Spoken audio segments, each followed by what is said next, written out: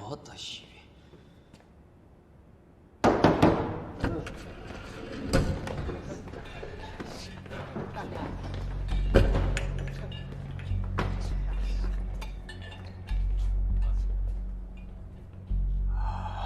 졸라 많네.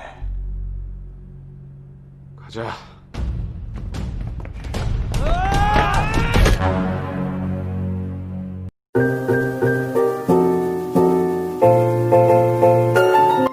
Selamat datang Bebji. Kembali dengan Mimin Panjiro di sini.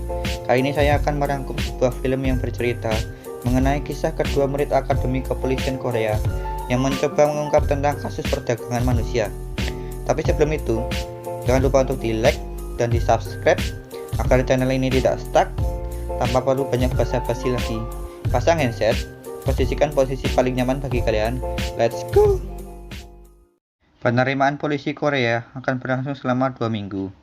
Di 2 minggu itu, para calon akan ditempa dengan latihan militer yang cukup berat. Bagi mereka yang dapat bertahan selama 2 minggu, akan dipilih untuk memasuki Universitas Kepolisian Korea. Sedangkan mereka yang tidak berhasil bertahan, akan dinyatakan gagal. Setelah para calon murid melakukan perpisahan dengan orang tua mereka berpindah ke asrama yang telah dipersiapkan. Di dalam salah satu kamar, para siswa saling memperkenalkan diri. Yang pertama adalah Park Gi-John, kita panggil saja dia sebagai John, seorang anak yatim yang memasuki Universitas Kepolisian karena tidak memiliki biaya untuk berkuliah di universitas lain. Yang kedua adalah Kang Hyul, seorang yang pintar yang ingin memasuki Universitas Kepolisian karena ingin berkuliah di universitas yang unik dan tidak biasa. Kemudian yang terakhir adalah Hyung Chun, orang yang agak menyombongkan diri karena ayahnya adalah seorang polisi. Saat sedang berbincang, di hari pertama itu, mereka langsung dipanggil ke lapangan dengan pengeras suara untuk melaksanakan latihan fisik. Selesai dengan hari yang melelahkan itu, esoknya mereka dibangunkan dengan pengeras suara saat hari masih gelap. Mereka dibina fisik dengan melakukan lari pagi. Seusai acara jogging itu, kini waktunya untuk sarapan. Saat mengantri untuk mengambil makanan, John yang telah mengambil banyak nasi terkejut karena ternyata dia hanya mendapatkan 2 sosis kecil sebagai lauk makanan. Dia meminta untuk menambah lauknya, namun tidak diberi, dan disuruh untuk mengembalikan saja nasi yang sudah diambilnya jika merasa lauknya kurang. John yang terlanjur kelaparan tidak mau, dan oleh petugas disuruh untuk menuju ke bangku. Dia duduk dan melihat bahwa Hyul tidak memakan sosis miliknya, karena menurut dirinya sosis itu mengandung senyawa sodium glutamat dan sodium nitrat yang dapat menyebabkan kanker. Karena Hyul tidak memakan sosis itu, si John merasa mendapatkan keberuntungan dan meminta sosis itu. Prinsip si John mah, lapar ngapain mikirin kayak gitu, ya bodo amat lah, orang lapar ya makan aja. Setelah acara makan usai, dan mereka melanjutkan mengerjakan latihan memanjat tambang. Saat instruktur sedang memberi penjelasan, tiba-tiba ada yang jatuh dari atas dan merintih kesakitan. Akibat dari peristiwa itu, peserta itu cedera cukup parah dan dinyatakan gagal. Lanjut, 2 minggu pelatihan militer telah berjalan dan kini sampailah pada saat penentuan. Tahap terakhir dari pelatihan tersebut adalah lari menaiki atau mengelilingi sebuah gunung dan kembali dalam waktu 1 jam. Bagi mereka yang berhasil akan diterima masuk di universitas. Sementara, bagi mereka yang gagal ataupun tidak sampai ke puncak, tidak akan diterima masuk ke Universitas Kepolisian karena dianggap kurang memiliki kemampuan fisik. Tes tahap terakhir dimulai dan para peserta berlari dengan bersemangat. Pada saat berlari, Hyul yang berada di tempat paling depan tidak sengaja tersandung di sebuah lubang yang menyebabkan kakinya kesleo dan tidak mampu untuk berjalan. Dia meminta bantuan orang-orang, namun mereka hanya melewatinya dan tidak mau untuk membantu. Ketika giliran si John yang datang, si John berhenti ketika dipanggil oleh si Hyul. John sempat juga hendak meninggalkan si Hyul karena dia merasa sedang mengejar waktu. Namun si Hyul mengungkit tentang sosis yang diberikannya. Hyul memohon kepada John dengan putus asa karena dia juga tidak ingin gagal dalam tes dan menawari John sebuah daging stick berkualitas tinggi apabila John mau untuk menolong dirinya. John yang tertarik akan stick itu dan merasa tidak enak jika meninggalkan Hyul, akhirnya menyetujui untuk menolong Hyul dengan cara menggendong Hyul di punggungnya. Semua orang telah berhasil lari mengitari gunung dan sampai di garis finish terkecuali John yang harus menggendong Hyul. Setelah melalui perjuangan berat, John berhasil menggendong Hyul sampai di garis finish.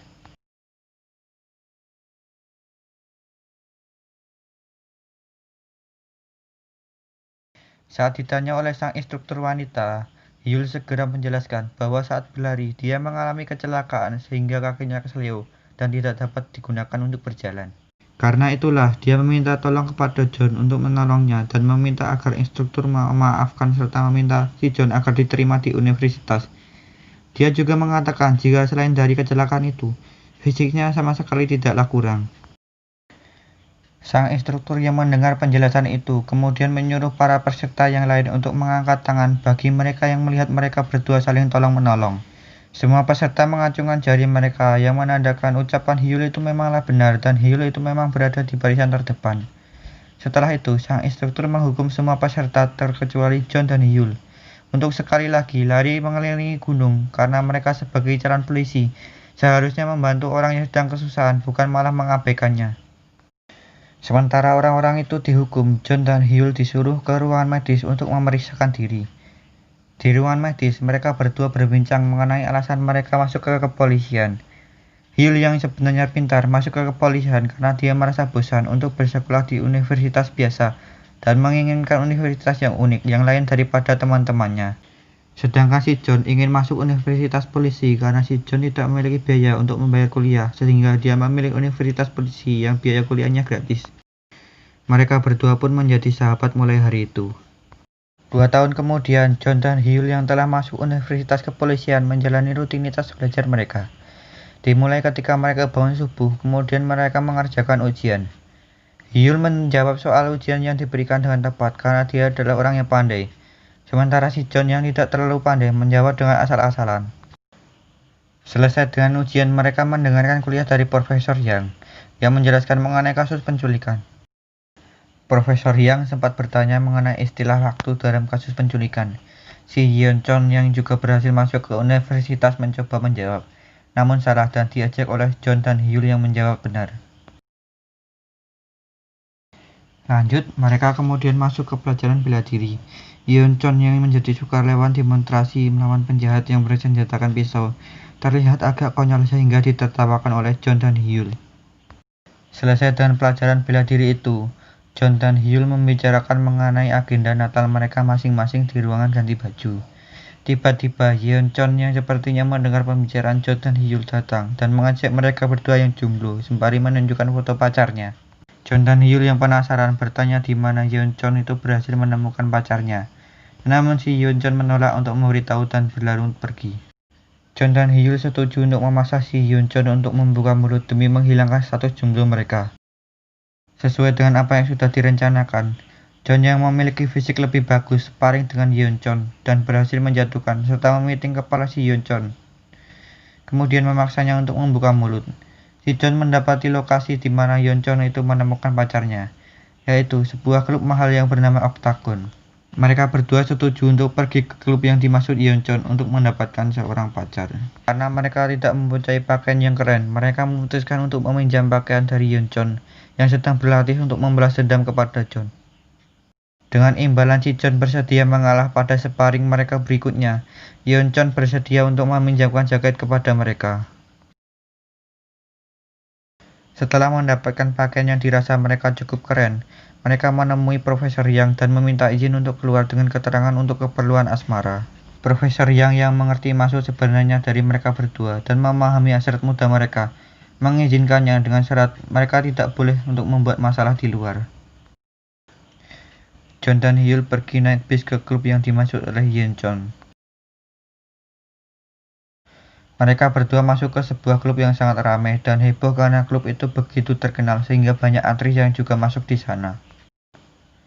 Mereka berdua berpisah untuk menjalankan rencana mereka masing-masing. Hyul berjoget di depan gadis-gadis secara berlebihan yang membuat gadis-gadis itu malah ilfil. Sementara John pergi ke tempat bartender untuk mencoba mendekati wanita yang nampak sendirian. Baru saja si John hendak memulai berbicara, wanita itu sudah mengangkat telepon dari sang pacar. Mereka berdua masih tidak mau menyerah.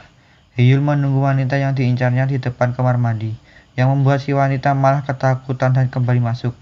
Ya iyalah, serem anjir. Ditungguin di depan kamar mandi nggak tuh? Lanjut, tiba-tiba Hyul ditarik oleh seorang wanita yang tengah mabuk, yang mengajaknya untuk berjoget. Saat asik berjoget, ternyata si wanita mabuk itu sudah memiliki pacar yang menatap datar ke Hyul. Beruntung, Hyul tidak jadi diajar oleh pacar si wanita, dan mereka berlalu pergi.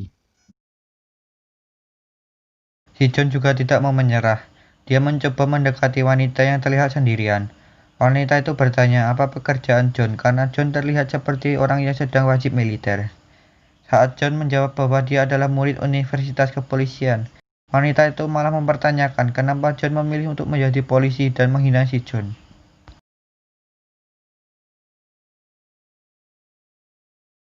Setelah menerima kegagalan demi kegagalan, mereka berdua pun menyerah dan keluar dari grup ke sebuah warung.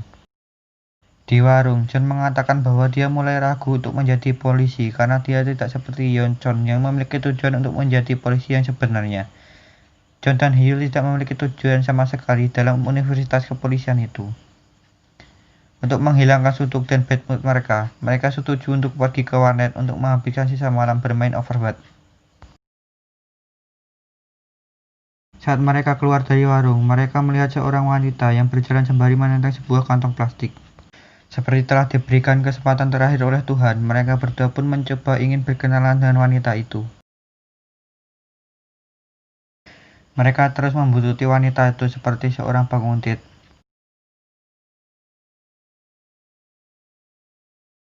Mereka memutuskan siapa yang harus berkenalan terlebih dahulu melalui batu gunting kertas. Namun saat mereka tengah asik melakukan itu, sang wanita tiba-tiba dipukul oleh orang yang berasal dari dalam mobil dan menculiknya.